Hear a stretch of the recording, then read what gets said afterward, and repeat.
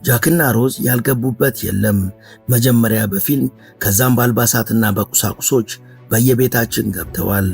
የፍቅር ታሪካቸው ፍቅርማ እንዲህ ነው አስብሎ እንባራጅቶናል። በጃክና ሮዝ ምክንያትም ታይታኒክ የተባለችው መርከብ ከተረሳችበት ተነስታ ዳግም ነፍስ ዘርታለች። በወቅቱ ይህንን ፊልም ስናይ አንድ በፍጹም ልብ ያልነው ነገር ግን ነበር። ከዓመታት በፊት የታሪክ አዋቂዎች ይፋ ያደረጉትና የታይታኒክ ተወዳጅነት ላይ ጥላሸት የቀባ መጥፎ ነገር። አዎ ታይታኒክ ላይ የቆዳ ቀለሙ ጥቁር የሆነ ግለሰብ በፍጹም እንዲሳፈር አይፈቀድለትም ነበር። ተሳፍሮም አያውቅም።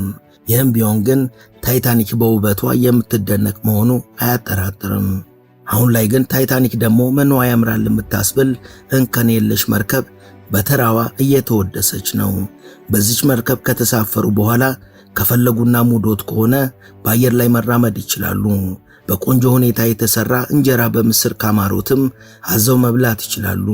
የብሩንዲም ሆነ የሶሪያ ብቻ ደስ ያሉትን ሀገር ምግብም አዘው መመገብ ይችላሉ። በዚች መርከብ ላይ ሰርፍ እያደረጉ ባህሩን መቅዘፍ ይችላሉ። መርከቧ ውስጥ ያሉ ግድግዳዎችም ልክ እንደ ስልኮች ሁሉ ስማርት ግድግዳዎች ስለሆኑ ፊልምም ሆነ ኳስ አሊያም ዜና ማየት ሲፈልጉ እነዚህ ሰፋፊ ግድግዳዎች ላይ ፈታ ብለው መመልከት ይችላሉ። ፍቅረኛዎትን ከጎኖ ሸጉጠው የመርከቧ ማማ ላይ ከወጡማ በቃ ልወርድም ማለቶ አይቀሬ ነው። The world's biggest cruise ship is nearly as long as the Empire State Building is tall. It's got 20 decks, a water park, and 7 pools.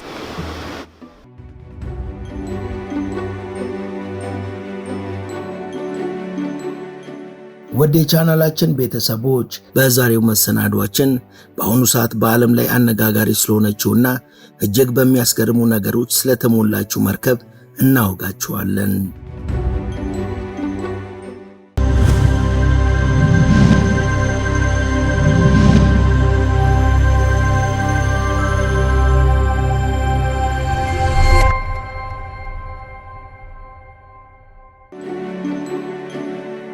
ባለንበት ዘመን በባህርና ውቅያኖሶች ላይ የሚደረግ የረጅም ርቀት ጉዞ እምብዛም አይዘወተርም።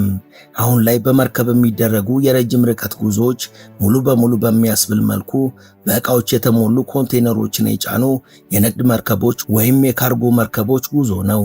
ከዚህ ውጭ ያሉትና ባህር ላይ በተወሰነ ርቀት ሰዎችን ለማመላለስ ጥቅም ላይ የሚውሉት ጀልባዎች ደግሞ በመጠን አነስ ያሉ በሞተር የሚንቀሳቀሱና ጉዞው አሰልቺ እንዳይሆን የሚያደርጉ ፈጣንና ምቹ ናቸው። በመርከብ መንገደኞችን የማጓጓዝ ልምድ እየቀነሰ ለመምጣቱ በርካታ ምክንያቶች ይጠቀሳሉ። በመጀመሪያ ደረጃ ከሚጠቀሱ ምክንያቶች መሃል የትራንስፖርት አማራጮች እንደ ልብ ተደራሽ መሆናቸው ነው። አሁን ላይ ከአንዱ ሀገር ወደ የትኛውም ሀገር የአውሮፕላን በረራ ማድረግ በጣም ቀላል ነው።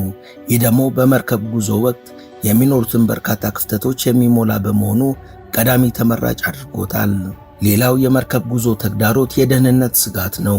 የባህር ላይ ሽፍቶች በመርከቦች ለሚያደርሱት ጥቃት ለበርካታ ምዕተ ዓመታት ለመርከብ ካፒቴኖችም ሆነ ተጓዦች እንዲሁም ለነጋዴዎች ራስ ምታት ሆኖ ነበር።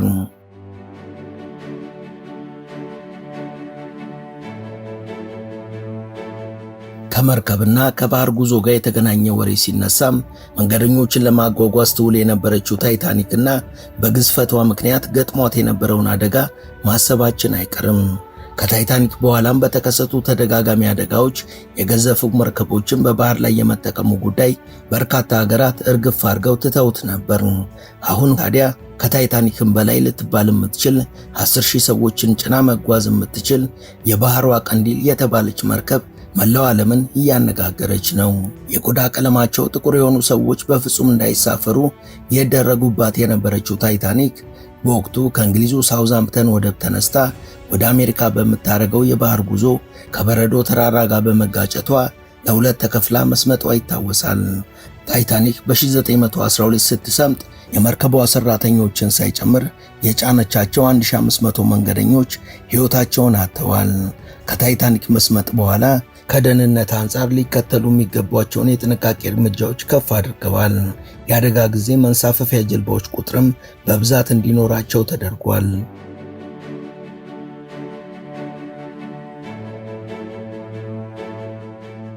የቀድሞዎቹ እነ ታይታኒክና የዘመኑ መርከቦች ደግሞ ስማቸው ይለያያል። የዛ ጊዜ የነበሩ መርከቦች መስመርተኛ ወይም ሲላይነር ነበር የሚባሉት። አሁን ላይ ያሉት ዘመናዊና ግዙፍ መርከቦች ደግሞ ባህር ቀዛፊዎች ወይም ሲ ክሩዘር በመባል ይጠራሉ። የአሁኖቹ ዓላማቸውም መክፈል የሚችሉና ለረጅም ጊዜ መዝናናት የሚችሉ ደንበኞቻቸውን ማገልገል ነው። ወደ 64 የሚጠጉ መርከቦች እንዳሉ የሚነገር ሲሆን ለዛሬ የባህሯ ቀንዲል ስለተባለችው መርከብ እናወጋችኋለን።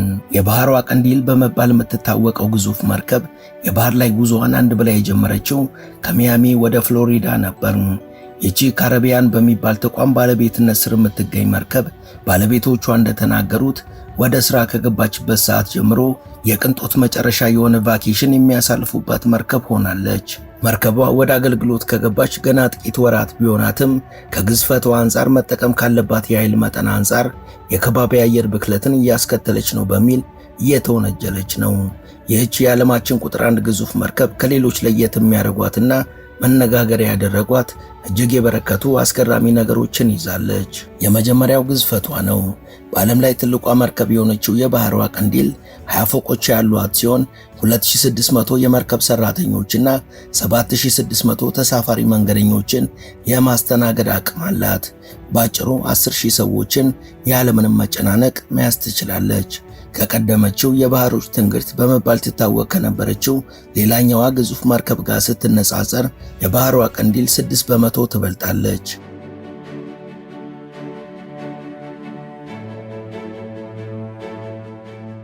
ሌላው የባህሯን ቀንዲል ልዩ የሚያደርጋት በውስጧ ለደንበኞቿ መገልገያነት የተዘጋጁ ክፍሎች አይነት ነው። መርከቧ 2805 ክፍሎች ያሏት ሲሆን እነሱም በ28 ልዩ ልዩ መደቦች የተከፋፈሉና 28 አይነት ፍላጎት ያላቸው ደንበኞችን በብቃት ማስተናገድ የሚችሉ ናቸው። ከነዚህ ውስጥ አብዛኞቹ ቤተሰብን በማሰብ የተዘጋጁ ሲሆን 80 በመቶ የሚሆኑ ክፍሎች 3 እና ከዛ በላይ እንግዶችን የማስተናገድ አቅም አላቸው። ይህ አሃዝ ደግሞ ኦሲስ ክላስ የሚባሉት መርከቦች ካላቸው አቅም እጥፉ ማለት ነው። የባህሯ ቀንዲል መገለጫ የሆነው ሶስተኛው ነገር የውሃ ፓርክ ነው። ከዓለም ግዙፍ እንደሆነ እየተነገረለት ያለው ይህ የውሃ ፓርክ የተለያዩ የመዝናኛም ሆነ የስፖርታዊ እንቅስቃሴ አገልግሎትን ለመስጠት የተዘጋጁ ክፍሎች ያሉት ነው። የመርከቧ ባለቤት የሆነው ሮያል ካሪቢያን የተባለው ድርጅት ለዚሁ አገልግሎት ሲባል በባሃማስ ግዛት የሚገኝ የግል ደሴት ጋር በተያያዘ አገልግሎት ላይ የሚውሉ 6 ካታጎሪዎች አሉት። እነዚህ ካታጎሪዎች የፓርኩ ውሃ ላይ ለመንሸራተት የሚጠቅሙ ሲሆን ከነዚህ መሃል የፍርሃት ንጉሥ የሚባለውና በ66 ዲግሪ አግድሞሽ ሰዎች 30 ሜትር ከሚደርስ ከፍታ ላይ በአየር ተገፍተው በመምዘግዘግ መንሸራተቻው ላይ ሳይወድቁ እንዲያርፉ የሚያደርግ ኤርድሮፕ የተገጠመለት ነው። ይህ መዝናኛ ውሃ ላይ ከተለመዱት ተምዘግዝጎ መንሸራተት ከሚያስችሉ ድሮን ስላይዶች በከፍታው ቀዳሚ ነው። ትንሽ ፍርሃትን ብቻ የሚፈጥርና በሶፍት መሳይ መቀመጫ አድርገው የሚንሸራተቱበት የቤተሰብ ውሃ መንሸራተቻም ያለ ሲሆን እያንዳንዱ ሊፍት መሳይ ክፍልም 4 ሰዎችን መያዝ ይችላል። ውድ የመሿለኪያ ላይፍ ቤተሰቦች አብራችሁን ስለሆናችሁ ከልብ እናመሰግናለን። በአጭር ጊዜ በበርካቶች ተወዳጅ የሆነችው መሿለኪያ ላይፍ ቻናል የበለጠ እንድታደግ ሰብስክራይብ ያላደረጋችሁ አንድ ጊዜ ሰብስክራይብ በማድረግ እንድንበረታ እንድታግዙን አስታውሰን ተረካችንን እንቀጥል። ሌላው የውሃ ፓርኩ ክፍል የውሃ ወጀብ መከተል ለሚወዱ ሰዎች የተዘጋጀው ስቶርም ቼዝ የተባለው ክፍል ነው። በዚህ ክፍል ውስጥ ሰዎች በውሃ ወጀብ ወይም የውሃ አውሎ ንፋስ ቁመት ልክ ሆነው ወጀቡን በቂ በሆነ ርቀት እንዲመለከቱ እንዲሁም ፎቶና ቪዲዮዎችን እንዲወስዱ የሚያስችላቸው ነው። አራተኛው የባህሯ ቀንዲል ልዩ መገለጫ የውሃ ላይ መንሸራተቱና በአየር ላይ መወርወሩ ብዙ መሆንያቸውን ላልፈተነውና የተሻለ ጀብድ ለሚፈልጉት የተዘጋጀው ክራውን ኤጅ የተሰኘው ሰዎች ከመርከቧ በላይ ሆነው ሰማይ ላይ እንዲራመዱ የሚያደርገው ነው። ይህም መንገደኞቹ ከባህሩ 500 ሜትር ከፍታ ላይ በገመድ ላይ ሲራመዱ ቆይተው ወደ ውሃ መንሸራተቻው በሚያስፈራ ሁኔታ ተወርውረው መንሸራተቻዎቹ ላይ በማረፍ እንዲንሸራተቱ የሚያደርግ ነው። እዚህ ስፍራ 7 የተለያየ ባህሪ ያላቸው የመዋኛ ገንዳዎችን እናገኛለን። 7ቱ የመዋኛ ገንዳዎች የመንገደኞችን የ7 ቀን ቆይታ በማሰብ የተዘጋጁ ሲሆን በሁሉም ገንዳዎች የተሟላ የባህር ትዕይንትን ያጣጥሙበታል። ከ7ቱ ትልቁና እስካሁን በባህር ላይ ከተገነቡ የመዋኛ ገንዳዎች ቀዳሚ የሆነው ሮያል ቤት የተባለው የመዋኛ ገንዳ ነው። ይህ የመዋኛ ገንዳ ከዋና ባሻገር በርካታ የመዝናኛ ግብዓቶችን እንዲሰጥ ታስቦ የተዘጋጀና የተሟላ ባር ያለው ነው። ከዚህ የተለየውና ከሰባቱ አንዱ የሆነው የመዋኛ ገንዳ ደግሞ ኢንፊኒቲ ኤጅ ይባላል። ይህ ገንዳ ለአዋቂዎች ብቻ የተሰራ ሲሆን ሽሽግ መንደር በሚባል ቦታ የሚገኝና ገንዳው አየር ላይ ተንጠልጥሎ የተሰራ ነው። ለአዋቂ ብቻ ተለይተው ከተሰሩ የባህር ላይ ገንዳዎች በአይነቱም የመጀመሪያው ነው።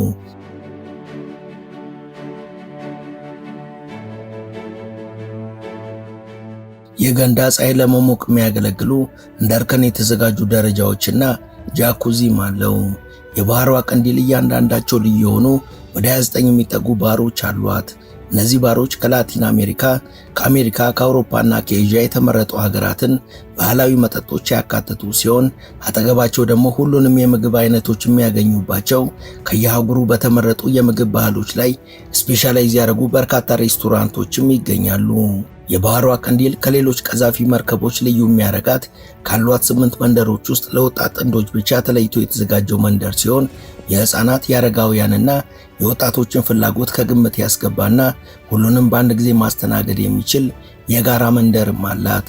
ከዚህ በተረፈ ቀዛፊ ስፖርተኞችን ማስተናገድ የሚችልና ሰርፍ እያደረጉ ሰልፊ በሚነሱ ጊዜ የባህሩን ሙሉ ገጽታ ማካተት እንዲችሉ ሰልፊ ማረጊያው ስፍራ ቀዛፊዎቹ ጀርባቸውን ለባህሩ እንዲሰጡ የሚያደርግ ሆኖ መዘጋጀቱ የተለየ ያደርገዋል። በመርከቧ ላይ የተሟላ የጎልፍ መጫወቻ ያለ ሲሆን ዓለም አቀፍ የተራራ መውጣት ውድድርን ማስተናገድ የሚችል ሰው ሰራሽ ተራራም ይገኛል። የባህሯ ቀንዲል የተዋበ ጉልላት አላት።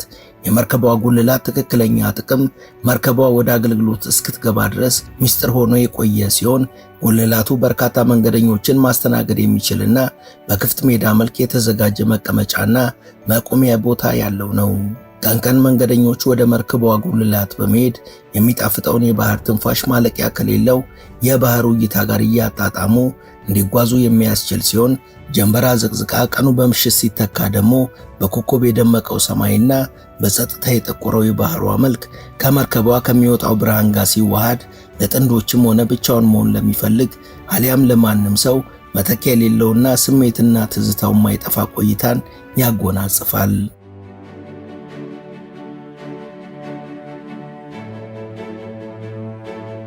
የባህሯ ቀንዲል በወርሃ መጋቢት 2024 ከባሃማስ ግዛት ፍቃድ ወስዳ ወደ ሥራ በገባች በ3ኛ ወሯ ከአካባቢ ብክለት ጋር በተገናኘ ወቀሳዎች እየመጡባት ነው።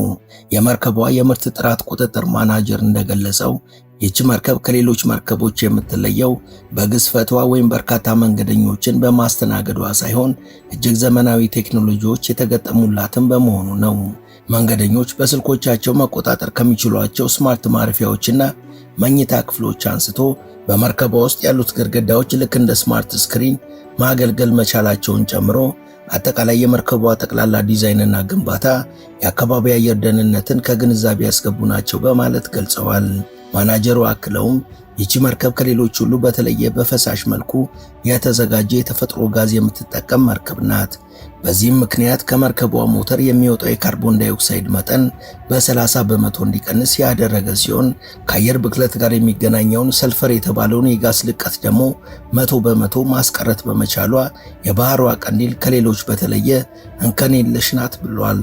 የባህሯ ቀንዲል ከሁለት የእግር ኳስ ሜዳ በሚበልጠው ስፋቷ የያዘቻቸው 8 መንደሮች እያንዳንዳቸው ራሳቸውን የቻሉ የመርከቧ አካል በመሆናቸው እንዳው ለምናልባቱ መርከቧ የታይታኒክ አይነት አደጋ ቢገጥማት እንኳን አደጋው የሚያደርሰው ጉዳት እዛው የተጎዳ ክፍል የሚቀር እንጂ ሌላውንም የመርከቧን ክፍል ለጉዳት የሚያጋልጥ አለመሆኑ ደግሞ ለተሳፋሪም ሆነ ለመርከቡ ሰራተኞች የደህንነት ስሜትን የሚያጎናጽፍ ነው።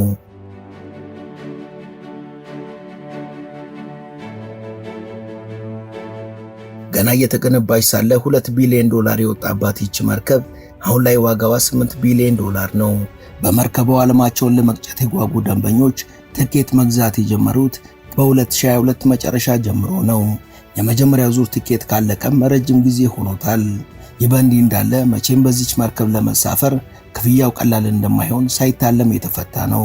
ለ7 ቀን በሚቆየው የመርከቧ ጊዜ በአንድ ሰው የሚከፈለው ትንሹ ክፍያ $1700 ፓውንድ፣ ለጥንዶች ደግሞ $5000 ሲሆን መካከለኛው ክፍያ ከውስጥ ያሉ ክፍሎችን የሚያስገኝ ሲሆን ክፍያው 4700 ፓውንድ ወይም $8000 ማለት ነው። የቪአይፒ ክፍሎች ትንሹ ክፍያ $10000 ሲሆን እንደ ምርጫው በግለሰብ እስከ $25000 ይከፍላሉ።